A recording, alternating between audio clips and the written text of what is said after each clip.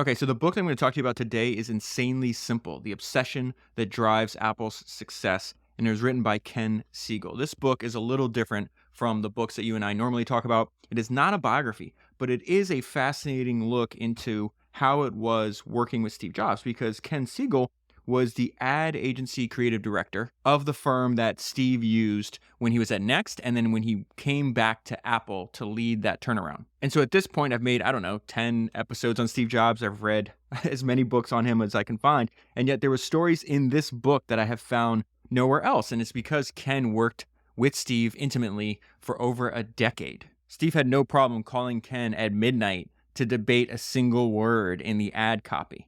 And so one of the things that Ken noticed that was different from the other clients that he had was that Steve's dedication to simplicity was almost religious in nature. And you would see that religious-like dedication to simplicity throughout the entire way that Steve ran his business, to the way he communicated internally with his employees, to the way he communicated externally to his potential customers, to how he organized his team, to how he's built his products. And so Ken noticed that Steve had a tool to do this, and he calls it the simple stick, which is one of my favorite stories. This is the second or third time that I've read the book, and considering I reread my highlights all the time, it's like the 10th time I read the book. And for some reason, I failed to make an episode on it before. So I'm rectifying that mistake here. But the simple stick, the reason I bring that up is because from the very first time I read the book, probably 8 years ago, something like that, this idea of the simple stick always stuck in my mind. So the simple stick is just a tool that Steve Jobs used to keep his team from overcomplicating things. If an idea was not distilled down to its essence, Steve would reject it. If an idea took a turn when it should have traveled in a straight line, Steve would reject it. So an example that comes up over and over again in the book is if you made two different versions of anything, Steve would hit you with the simple stick until you simplified it down to one. There was an ad made many decades ago for the Macintosh, and it said, the tagline on the ad was describing the Macintosh, and it said that it was simply amazing and amazingly simple. Steve wanted Apple to make products that were simply amazing and amazingly simple, and the simple stick was the tool that he used to make that happen. And so the main thesis behind this entire book, and why I want to talk to you about it, is that people prefer simplicity, customers respond to it, yet humans naturally overcomplicate things. True simplicity that is applied consistently throughout your entire organization is extremely rare. Just think about every single business that you ever interact with. Most of the businesses, the products and services that we use, that we buy, would not be described as a product of clear thinking and simplicity. Keep in mind the time frame that we're talking about. And most of the book is about the time where Steve comes back to Apple. Apple is losing money. Their product line sucks. They either have to turn it around or die. So I think one of the things that Steve realized, and a lot of other history's greatest entrepreneurs realized, is that simplicity actually helps you scale. And so when I was reading this part of the book, I thought about Sam Walton. When I read his autobiography multiple times. The last time I made an episode on it was episode 234. But he has a line in that book where he says, if you don't zero in on bureaucracy every so often, you will naturally build in layers. You never set out to add bureaucracy. You get it, period, without even knowing so. You always have to be looking to eliminate it. The simple stick was how Steve eliminated it at its source. There's a great line in Sam Walton's autobiography that's by a Walmart executive. And it's a story about how Sam is trying to use the simple stick. He's constantly questioning. And let me just read this to you. He says, I'll give you an example that drove Sam crazy until we started doing something about it. When merchandise came into the back of a store, it was supposed to be marked at the right price and marked correctly on the spot. But because it often wasn't getting done properly, we created positions called test scanners. People who go around the stores with handheld scanners, making sure everything is priced correctly. There's another layer right there, and Sam didn't ever visit a store without asking if we really needed these folks. And I think that story is a great example that humans naturally overcomplicate things, and it's the leader's job to constantly question, do we actually need this additional layer? The more layers you have, the harder it is to scale. So the simple stick is the tool. I want to go into detail on how Steve did this with, the first thing I think is probably the most important, is the way he communicated. I've told you in the past, I think he's the clearest thinker, the clearest communicator out of every single person I've read about. And so Steve believed that blunt communication was effective. Direct communication is extremely simple. So in every single book that I've ever read about Steve Jobs, the people that worked with him all say the exact same thing. He was very easy to understand. If he thought something was great, he's going to tell you. If he thought your work was shit, that's one of his favorite words to describe poor work. If he thought your work was shit, he's going to tell you. In fact, the first meeting that Steve Jobs had with the author, Ken Segall, right? Steve goes up to him. He's like, your TV work is great. And Ken's like, great. And he goes, but your print work is shit. The reason this is important, because if somebody's that direct with you, you know immediately what you need to do. Ken knew immediately what he needed to do. Oh, okay. If I want to keep Steve as a client, my print work has to improve right now. Employees, like all other people, respond to clear communication. There's a book that I've read multiple times. I think I've done 2 podcasts on it. Maybe the last time I did the podcast on it was episode 281.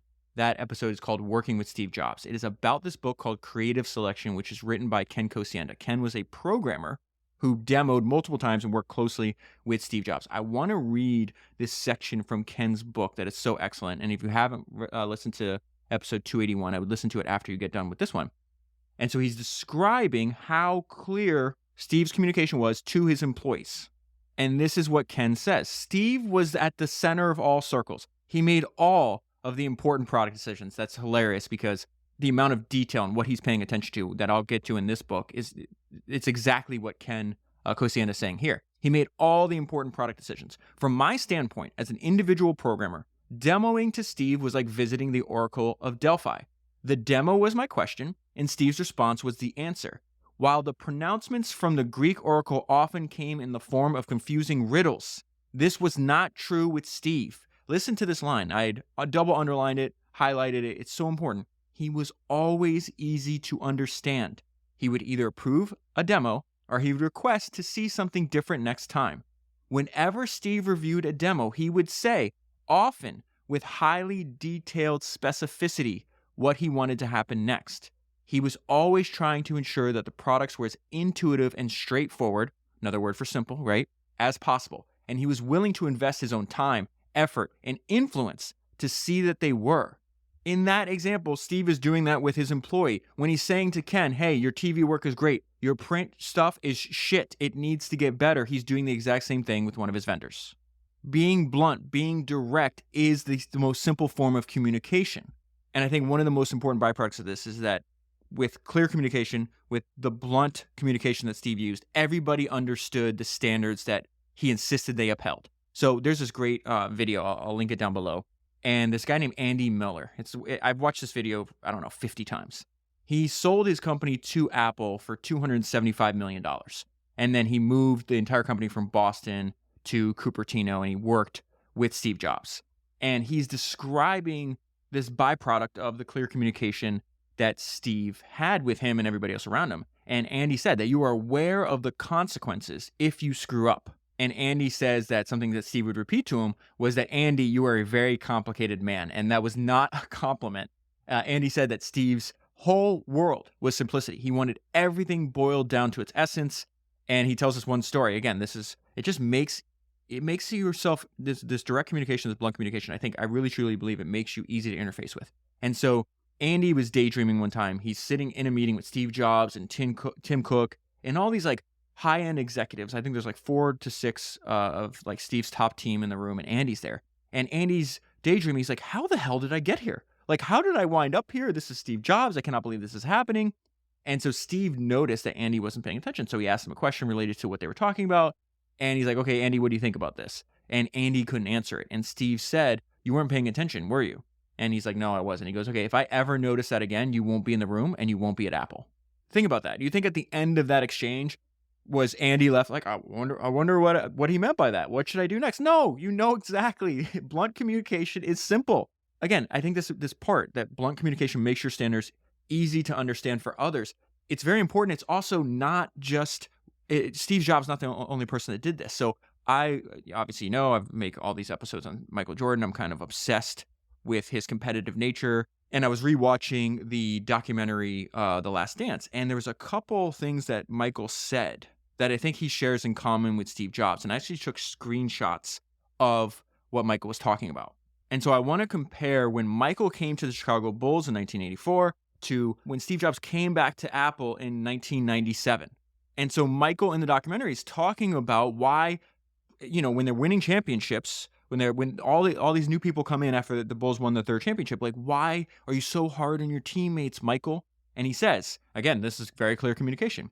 When I got here, we were shit, meaning the Chicago Bulls were a terrible, terrible team when he got there. And we got to elevate to being a championship quality team. And this is the punchline. There's certain standards that you have to live by.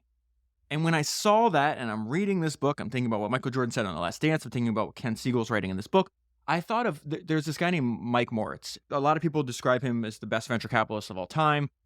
Way before he's a venture capitalist, he wrote this book called The Little Kingdom, How Apple and Steve Jobs Changed the World. It was published, the book is published before Steve Jobs gets kicked out the first time. Mike is a fantastic writer, transitions from being a journalist to an investor, winds up being world-class at that as well. But then what's most fascinating is Michael updates the book, I think somewhere in maybe 2008, 2009, something like that. And the updated version is the version I read. And now it's called Return to the Little Kingdom.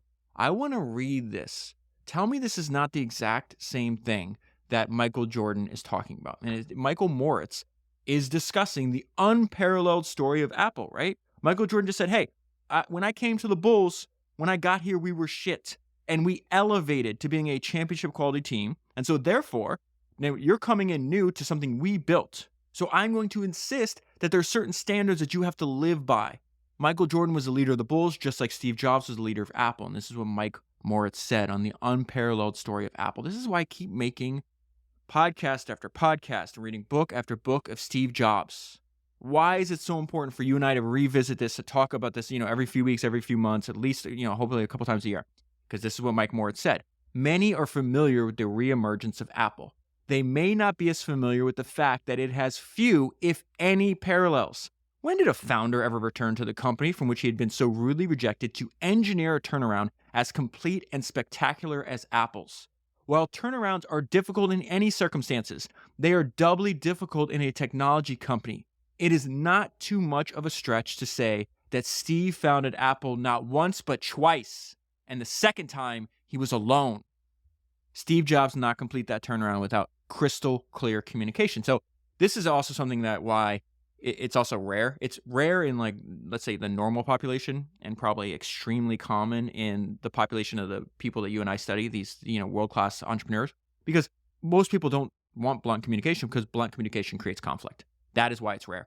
There's a great line from Jeff Bezos. So Jeff Bezos is known for being, a very blunt communicator. Jeff Bezos says, I think in his shareholder letters, if I'm not mistaken, he said that he would take conflict over agreement every time because he believes that conflict produces a better result. Most people don't want conflict. Jeff Bezos didn't run from it. He wasn't afraid of it. Steve Jobs would agree. He clearly did not run from conflict or from blunt communication.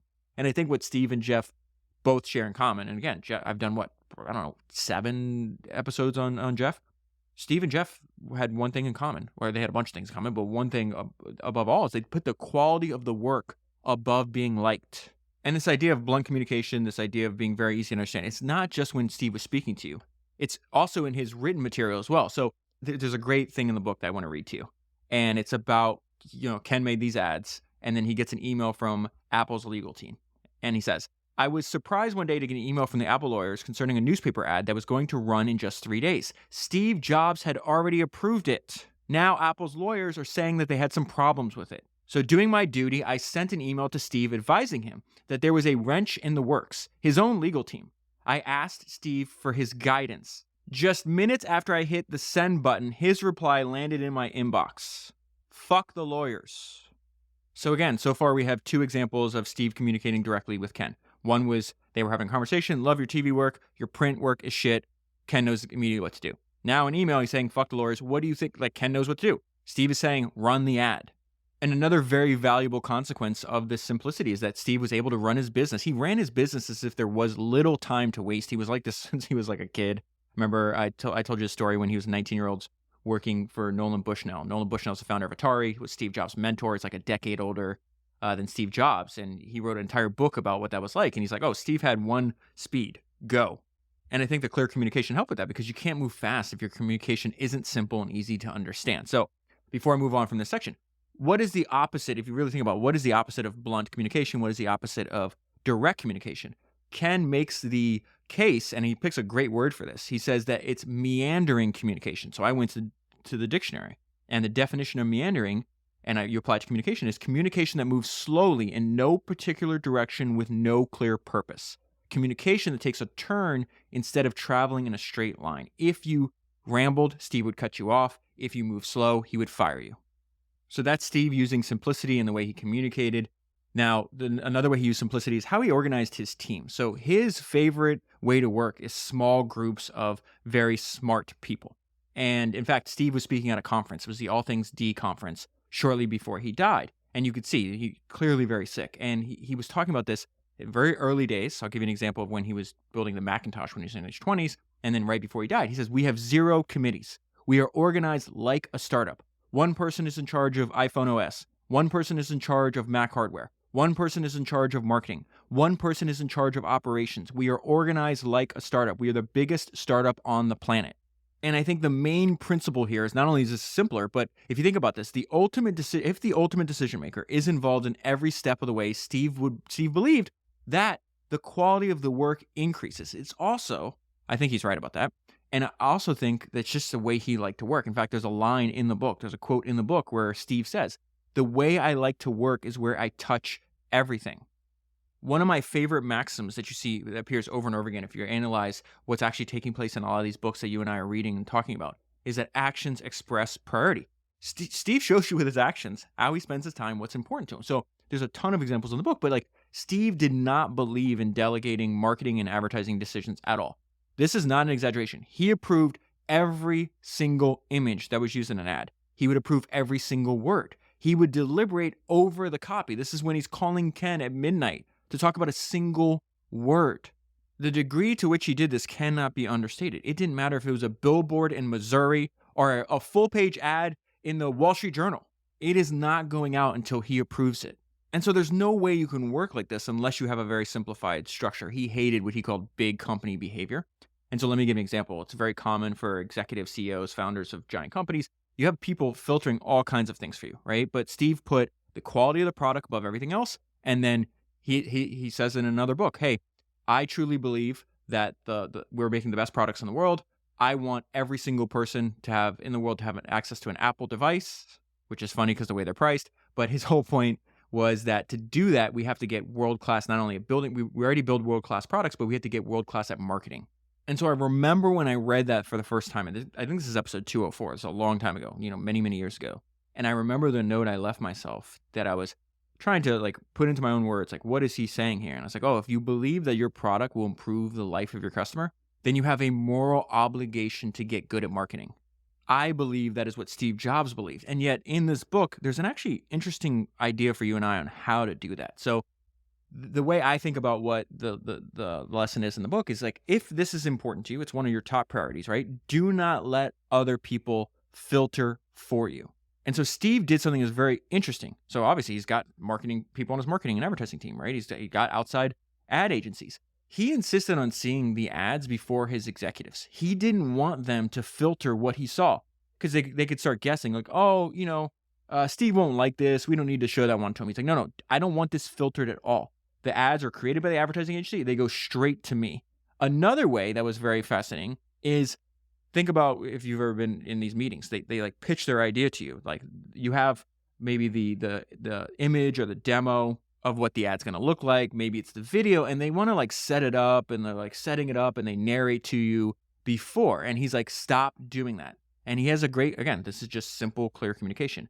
Are you going to be sitting next to me explaining these things when I see the ad in the newspaper? And the answer is of course not. And so if you really think about it, like one of the supporting characters of this book is the number one. Steve was obsessed with trying to get as close to the number one as possible. We'll talk more about that in a little bit. But I was thinking about what he was saying. I was like, oh, well, the only thing more simple than 1 is 0. and by what's happening in this meeting is like, oh, he wants 0 words. He wants to see it just like a potential customer would see it. And how this is related to this idea that Steve wanted to be organized like a startup. He just wanted these small groups of smart people all dedicated to a single thing, have one top priorities. Ken talks about the amount of people in a meeting where they are literally deciding what Apple ads the public is going to see. It's like there's a handful of people. He talks about other companies in the book where he'll count. There'll be like 32 people in a room. Steve Jobs would never allow that. There's stories in the book where if he notices a spectator to a meeting that is not essential, he will ask them, why are you here? If there's not a good response, he'll make them leave. Simplicity's best friend is small groups of smart people. So he did this in the beginning of his career. So his commitment to small groups of smart people sometimes included designing the team within constraints. So when he was building the first Macintosh, he's in his 20s. He limited the team to 100 people. If you wanted to add a person, if you say, hey, we need, this person's help, you first have to find the person that was unnecessary and replace them. And then I'm really glad that I reread this book after I just read the book on how Walt Disney built Disneyland, because I didn't understand the first time through without that additional context that there's another benefit when it comes to just organizing your entire team or company into these small groups of smart people. Because if you're doing something new and creative, creativity is not a process. It's not scripted. And something that Steve had in common with Walt Disney was they were both comfortable with an absence of process. And so I want to read this excerpt to you from the book that I just did on episode 347, where the entire book is about how did Walt Disney build what he considered his masterpiece, which is Disneyland. And so we have a guy working for Walt Disney said, you asked the question, what was the process like? I kind of laughed because process is an organized way of doing things. I have to remind you, during the Walt period of designing Disneyland, we didn't have processes. We just did the work. Process came later. All of these things had never been done before. Walt had gathered up all these people who had never designed a theme park. They had never designed a Disneyland. So we're in the same boat at one time, and we figure out what to do and how to do it on the fly as we go along, and not even discuss plans, timing, or anything. We just worked, and Walt just walked around and made suggestions. That's the idea where Walt's just walking around and making suggestions. If you read all these books on Steve Jobs, it's very similar. There's an absence of process. Steve made suggestions, changes were made, then Steve would review the changes and make more suggestions. Walt Disney and Steve Jobs both trusted their own taste and judgment. So another great reason to read this book too is I'm not saying that Steve's taste and judgment were perfect. In this book, you have undoubtedly one of the greatest entrepreneurs to ever do it. The book is full of bad ideas coming from Steve. Let me give you an example. So Ken Segall, the author, he's the one that came up with the name iMac. And thank God he did, because you know what Steve wanted to call the iMac before it was called iMac? He wanted to call the iMac Macman. One of Steve's heroes was the founder of Sony, Akio Morita, and one of the most successful Sony products of all time was the Walkman. And so Steve's like, oh, okay, we can call ours the Macman. And if that idea wasn't in this book, you would have never believed that Steve Jobs would come up with such a terrible product name. There's another crazy idea that does not sound like Steve at all, but he was seriously considered. His idea was like, hey, what if instead, at the time they were charging for operating system upgrades that Apple just gives you for free now. And so you pay $99 or $129, something like that, to upgrade the operating system on your Mac. And he's like, hey, what if we gave it away for free and we just did an ad-supported version of Mac OS?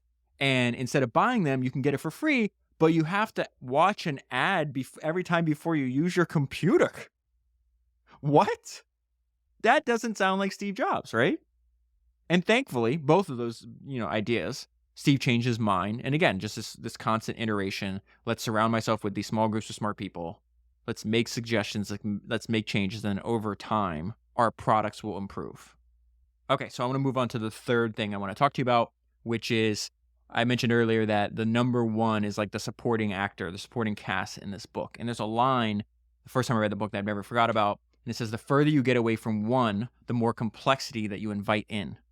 And so I want to talk about their advertising first, but I think this applies to more than just ads. So your goal is a single idea expressed clearly. And for advertising, you really should try to pick just one message per ad. And so this is another example where they're going over this idea for ads for a new Apple product. And Steve's like, well, there's 5 things they do really well. We should mention all 5 things in the ad. And the founder of the advertising agency and a close friend of Steve Jobs for like 3 decades, this guy named Lee Clow, he did this demonstration of the difference between a good ad and a bad ad. So Lee crumpled up a piece of paper into a ball and threw it to Steve and asked him to catch it. And Steve was able to. And Lee says, that is a good ad. Then he crumpled up 5 pieces of paper into little balls and threw them all towards Steve at the same time and asked him to catch them. And Steve didn't catch any of them. And Lee said, that is a bad ad. And Lee's point was that the more things that you ask people to focus on, the less that they remember. So I remember reading James Dyson's autobiography for the first time. I've read it 3 times since then. The last time was episode 300, if you want to listen to it again. But he says something also. He's like, you simply cannot mix your messages when selling something new. A consumer can barely handle one great new idea, let alone 2 or even several. So he talks about in that book when Dyson's first product is that cyclonic vacuum cleaner. He thought it was the world's best vacuum cleaner. A byproduct of the product he made, though, an added benefit was the fact that the vacuum cleaner could also be used as a dry cleaner for your clothes. James never mentioned that in his ads. He let the customer discover that use later on, because in the marketing of the vacuum cleaner, he learned what Lee Clow had learned as well. Your goal is a single message, a single idea expressed clearly. One message per ad. So then you have this principle. The further you get away from one, the more complexity you invite in for products. And it compares the operating system upgrades of Apple and Windows. So at this time, Apple offered the operating system Leopard as an upgrade. It had one version and one price. Microsoft was offering Windows Vista at this time. It had 4 versions, all with different features and all at different prices. And it's funny to see the difference today because this book is, 15 years old. I just saw that there's 4 different versions of the Apple Pencil. There's no way that Steve would like that. There's another great story in the book where he's got a team that are, at the time, they're trying to figure out, okay, you have this file on your computer from iMovie. You have this home movie you want to put into physical form. You want to make it into like a DVD. And so his team comes up with like this complicated presentation. He just ignores the presentation, walks over to the whiteboard, and he starts drawing out. He says, this is the application. It's got one window. You drag the video into the window, and then it has one button. Again, the further you get away from one, the more complexity you involve in. That one button says burn. And then Steve says, that's it. That is what we're going to make. And then he walked out of the room. After Steve Jobs died, Johnny Ive gave this great interview with Vanity Fair, and he said something I'll never forget. I've mentioned it multiple times. He said that Steve was the most remarkably focused person he ever knew. So Steve would even do this when he would, the advice he'd give, or the direction, not even advice, he made it mandatory. The direction he gave his advertising agency. He's like, listen, for every single quarter, we're going to have a single focus. So whatever product or feature that we are focused on, we're going to be focused on that for the entire quarter. It's going to be mentioned in every ad, and it's going to be the main thing you see when you go to apple.com. Steve's most important concern was making things easier for customers. And so this entire thing, when you think about this third section where it's like focus on one, the further you get away from one, the more complexity you invite in. There's 2 things I think Steve understood, instinctively, that when you attempt to communicate more than one thing, you are dividing your audience's attention. And the reason I think that was an instinctual thing to him is because he applied it to both internally, so like his teammates, his employees, and externally to his ads and his marketing. This idea, when you attempt to communicate more than one thing, you are dividing your audience's attention. It's very important. Number 2, people find more words confusing. I love to read. I love to read probably more, as you know, probably more than, 99% of the people on the planet, whatever that number is. It drives me batshit crazy when I read an 800-page book, and it's very common. You read an 800-page book when that book should have been 400, 300 pages. Editing your thinking is an act of service, and it takes time and effort. That's why people don't do it. There's this famous saying that I was thinking of when I got to this section, because I'm jotting down. I'm trying to interpret it, distill these ideas so I remember them in the shortest amount of time possible. And I was like, oh, this is like this thing. It's attributed to many different people, but it says I would have written you a shorter letter, but I didn't have the time. And so that's been attributed to people like Mark Twain, Cicero, and Pascal. In fact, after I took that note to myself, the fact that, people find more words confusing, you need to edit your thinking. And I really think editing is an act of service. But I was rereading Steve's shareholder letters from Pixar. And his 1997 shareholder, this is hilarious how everything's connected. In his 1997 shareholder letter, he says, he attributes to Pascal in the letter that I would have written you a shorter letter, but I didn't have time. And he's like, well, since I'm only working on Pixar, I have plenty of time, so I'm going to write you a long letter for the shareholder letter. But he certainly didn't do that when he went back to Apple. He didn't do it internally, and he didn't do it externally. He understood that people find more words confusing and that you really need to edit your thinking down to its essence. And I think viewing that as an act of service to other people, because that is what it is. Our time here is limited. Do not take 2 hours to say something you could say in 15 minutes. Don't take 1,000 words when you can show a picture. Editing is an act of service. So the fourth thing that I want to talk about and why simplicity is so important is because simple is fast.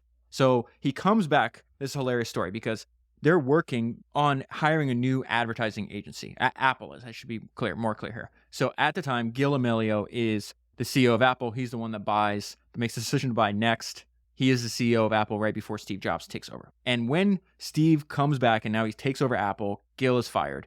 Gil had this like really complicated ongoing process to pick a new advertising agency. Keep in mind, they're losing money. If they do not turn things around, they will literally run out of money and go bankrupt.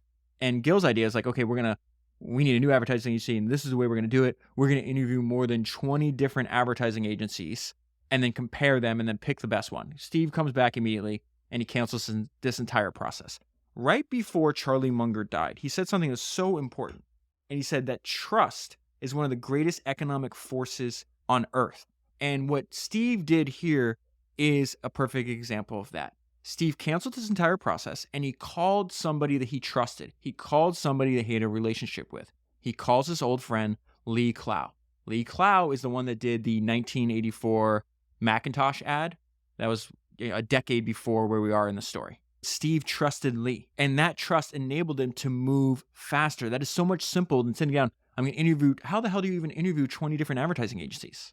How long is that going to take? And then you have to whittle them down. Okay, now we got our top 10. Now we got our top 5. Now we're down to 2 or 3. Simple is fast. So Steve calls Lee. They immediately start working. The second ad they do is the Here's to the Crazy One ad. And so in the book, Ken is talking about that the fact that that ad was created, they came up with the ad, they made it, and they aired it in less time than it would have taken Gil Amelio to complete all the initial meetings for the 20 different advertising agencies. Gil was being complex, and so therefore he was moving slow. Steve was being simple, so therefore he moved fast. There's a hilarious story. I did this episode on Herb Kelleher, which is the founder of Southwest. He's one of my favorite founders I've ever studied. I find him wildly entertaining. It's episode 322 if you haven't heard it yet. But Herb also had this like religious dedication to simplicity. And so there's a fantastic story in the book that I think is related to what Steve was doing at Apple and why simplicity is so important because it's fast. So it says, Herb Kelleher illustrates the speed with which Southwest moves by telling a story about Don Valentine, former VP of marketing. Why would he be former? I wonder why. Valentine had just joined from Dr. Pepper. So, a big, slow, bureaucratic organization. No disrespect to them, right?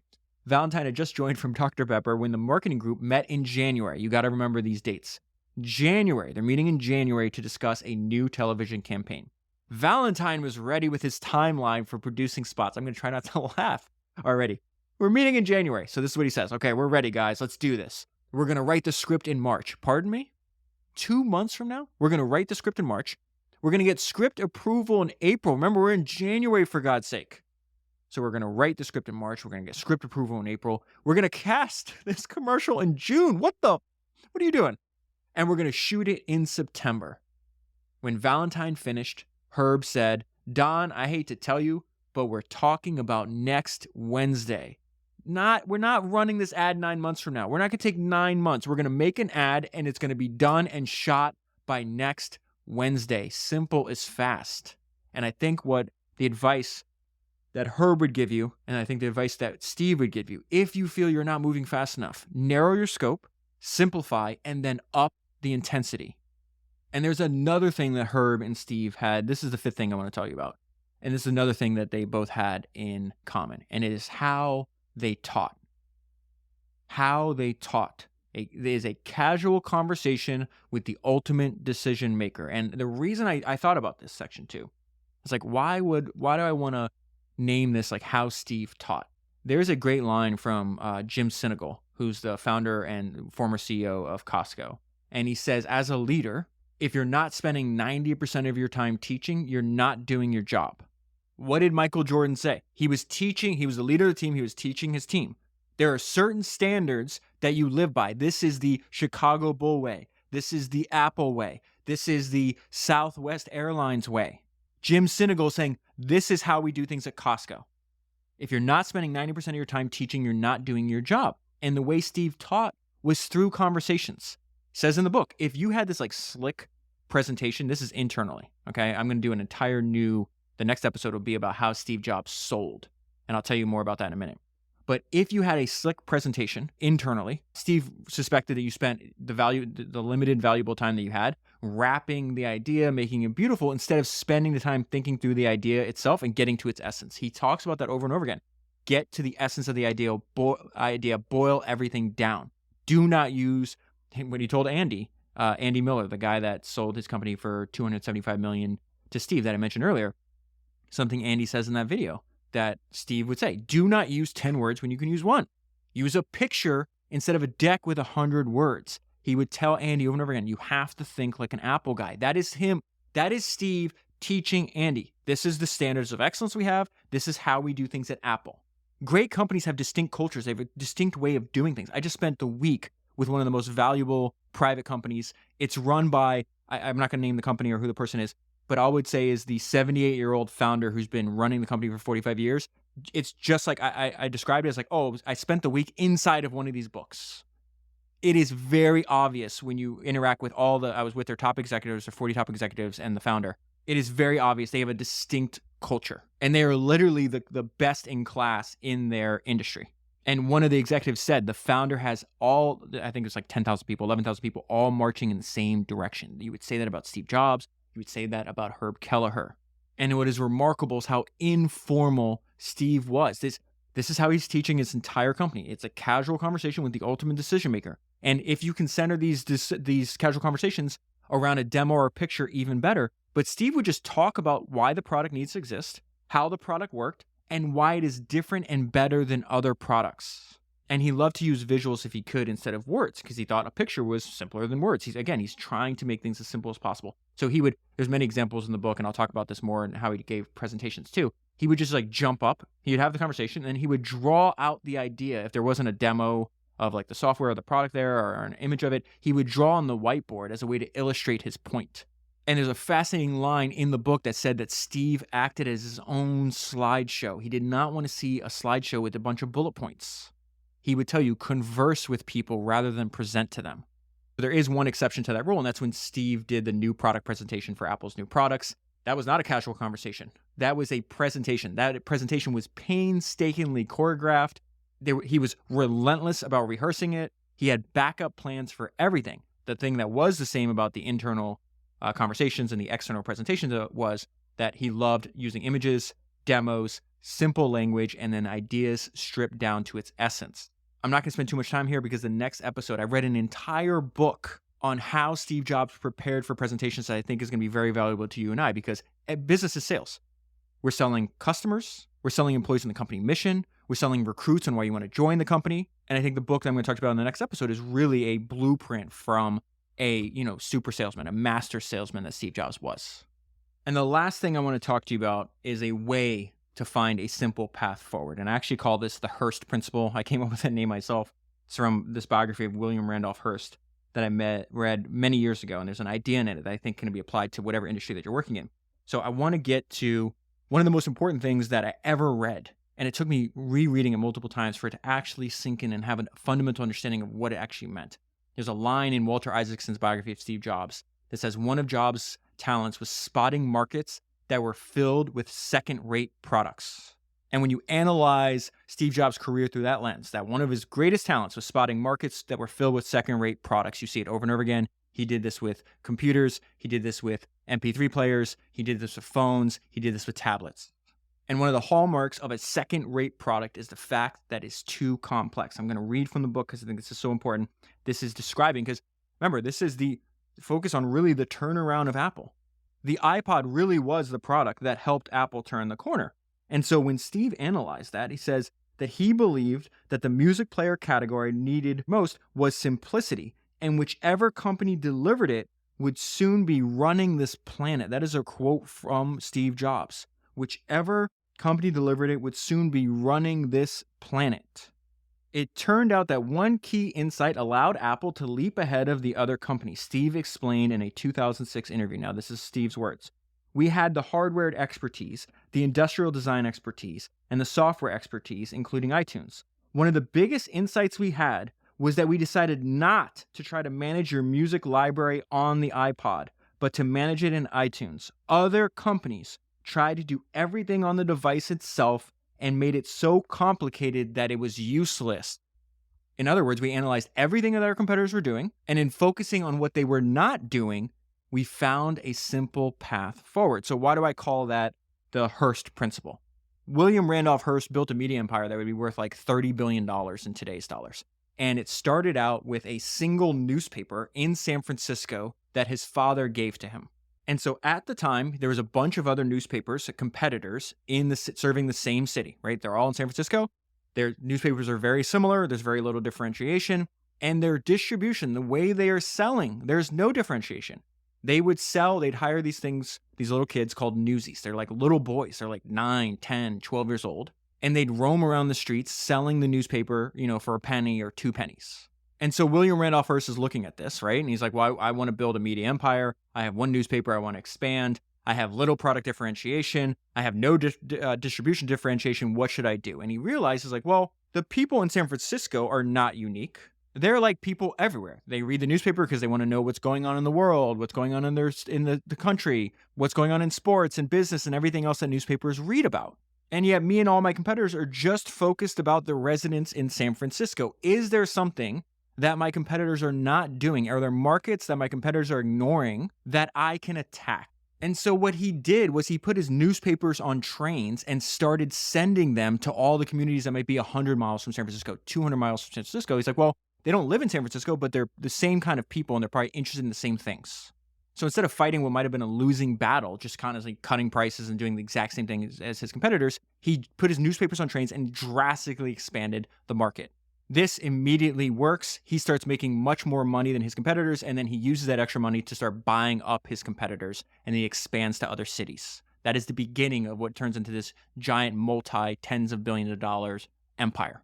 All of that from a relatively simple idea. So the Hearst principle is very simple. You write down on a piece of paper everything that your competitors are doing, whether in the product design or their distribution. Then you draw a giant X across it. You tell yourself you cannot do it the way they're doing it, and you force yourself to think about new ways and new solutions. It's the exact same thing. He probably didn't write it on a piece of paper, certainly didn't call it the Hearst principle. But if you think about what Steve Jobs is telling us, he's analyzed while his competitors were doing.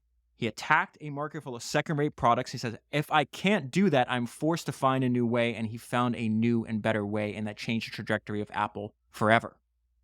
And I think this quote from Steve Jobs is a perfect place to close. Simple can be harder than complex. You have to work hard to get your thinking clean to make it simple. But it's worth it in the end because once you get there, you can move mountains. And that is where I'll leave it. Highly recommend buying the book, reading the book, keeping it close to you. It's a great resource. If you buy the book using the link that's in the show notes on your podcast player or available at founderspodcast.com, you'll be supporting the podcast at the same time. That is 349 books down, 1,000 to go, and I'll talk to you again soon. I have just 2 quick things to tell you about before you go. Number 1, I am hosting another Founders Conference. This one will be on July 29th through the 31st. It is in a private venue deep in the California Redwoods. This place is gorgeous. It is actually in Scotts Valley, California. And the idea to do these 2-day conferences was actually pulled out of me by people that listen to Founders. So one of the most common requests that I've received over the years is this desire for, David, can you introduce me to other people that listen to Founders? And I didn't do anything with that information because I didn't know how to do it. And I actually think I stumbled upon a great way to do it, and I'll tell you about that in a minute. But I was thinking about, I just listened to this entire episode back, the same one that you just listened to. And if you really think about one of the main ideas, is like, hey, your goal really should be that you have a single idea that's expressed clearly. So I heard that multiple times. I reread that part, I rewound that part. And I thought about, okay, what is the single idea expressed clearly? Like, why do these founders conferences, these founder events, why do they need to exist? And they need to exist. And the reason, the North Star that these events exist is to help you build relationships with other founders, investors, executives, and high-value people. And it wasn't until after I had this idea, and it wasn't until after I did the first Founders Conference, which was held back in March in Austin, that I realized, I accidentally stumbled. I had this idea, and that was, a test of that hypothesis, but I realized, I actually stumbled on a great way to help other people build relationships with high-value people, and you do it really quickly. And there's a couple ways that these events are structured that I think serve this goal, right? What is that single idea expressed clearly? I want to help high-value people build relationships with each other. And so what I did at the event back in March, and I'm also doing at this event on July 29th to the 31st, is I rent out the entire venue. That means that if you attend, every single person you see there is there for the same reason, and has the same interest as you. Number two, if you just heard what one of Steve Jobs' main principles is, like, just make it one of his biggest concerns was making it as easy as possible for other people. And what I decided to do is, like, I want to make these all inclusive, which means that if you all you have to do is get yourself there, right? And I take care of the rest. Your lodging, your food, access to every single part of the event is all taken care of. And then the third most important point that I think helped facilitate a lot of these relationships so quickly at the last event is these are intentionally smaller events. This event in Scotts Valley, California on July 29th to the 31st that I highly encourage you to attend is only going to be around 120 to 130 people. And it is the end result. Why I think I stumbled onto something is because the amount of friendships, investments, deals, customer leads, partnerships, and other opportunities that have happened that came out as a direct result of the last event is staggering. I frankly was shocked by it.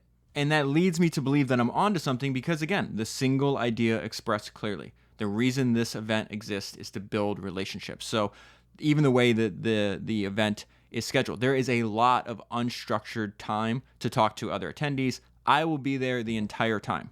There will be a lot of smaller breakout sessions around specific topics. So if you attend and you want to lead a breakout session around a topic that you happen to be an expert in, just reply back to your confirmation email after you apply, and then my events team will handle everything else.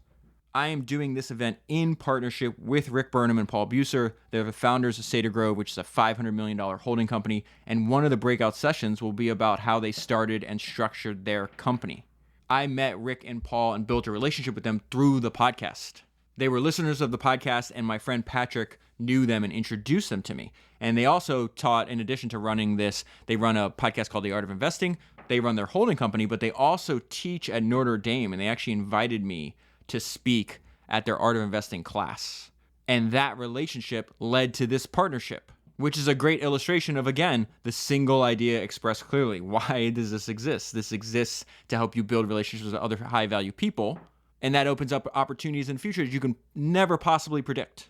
So to come to the event and to build relationships with other high-value people, the first thing you need to do is go to founderspodcast.com/events and apply.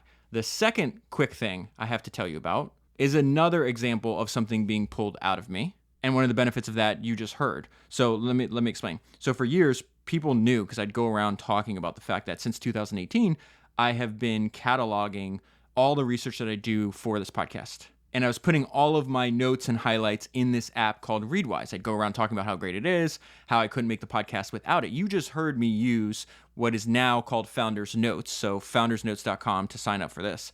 But what this is my own internal tool that I use to catalog the collective knowledge of history's greatest entrepreneurs so I can pull it up on demand.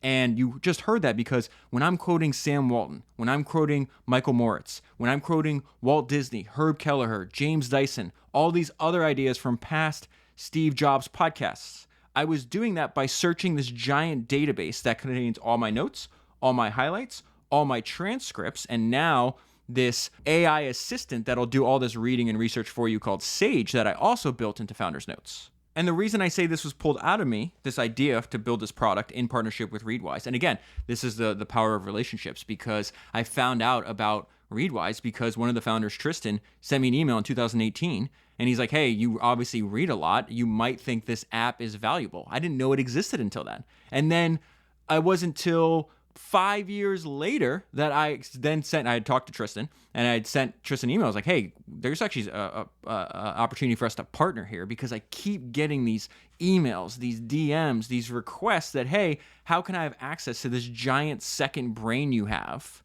I would argue it's the most valuable database in the world when it comes to learning from history's greatest entrepreneurs. And so the initial idea I came to Tristan, I was like, hey, I would like people to be able to see what I see. And then since then, we've added so many more features and just made it so much better that this is now a tool that I use nearly every single day.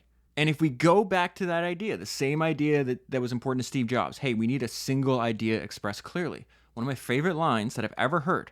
This is why there's such a high amount of people that you and I study that were obsessed with learning from history, that had read hundreds of biographies throughout their career because they understood what Charlie Munger so eloquently said, that learning from history is a form of leverage. Learning from history is a form of leverage. Founders Notes gives you the superpower to do this on demand.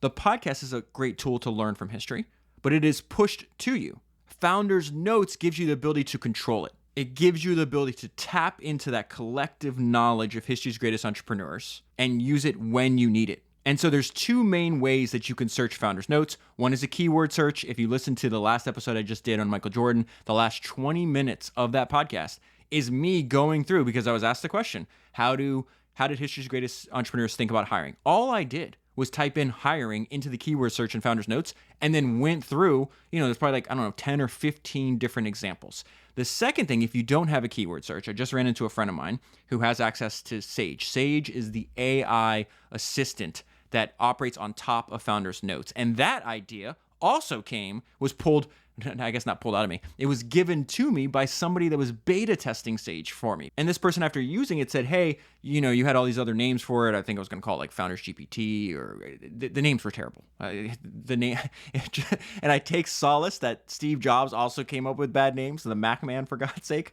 So anyways, he's like, after using this is not the right names. You should call it Sage. And he sent these two definitions. And he said, because Sage is a profoundly wise person, it refers to someone with a deep understanding of life, accumulated knowledge, and sound judgment. That is every single person you and I study on the podcast. They've had a deep understanding of life, accumulated knowledge, because they spent 50 years on their career, and then somebody put all the highlights or the main lessons into a book, and sound judgment. And the second one, definition was that a sage is a wise, discerning, or prudent person. It describes someone who shows good judgment and makes well-considered decisions. So a friend of mine was like, hey, I was on a way to a board meeting. I needed some information about leadership. I was asking Sage for how history's greatest entrepreneurs thought about leadership, and it gave me a bunch of good quotes that I used in the board meeting. That is what I meant. Founders Notes gives you the superpower to now access the collective knowledge of history's greatest entrepreneurs on demand when you need it. Another subscriber just sent me this note that Founders Notes is giving him a compounding tactical advantage over his competition. If you are going to spend hours and hours invested in listening to different Founders episodes, I would encourage you heavily to invest into a subscription for Founders Notes. It makes the lessons that you're learning on the podcast even more powerful. And again, it gives you the superpower to tap into the collective knowledge of history's greatest entrepreneurs on demand. And you can do so easily by going to foundersnotes.com. That is founders with an S, just like the podcast, foundersnotes.com. Thank you very much for the support. Thank you very much for listening, and I'll talk to you again soon.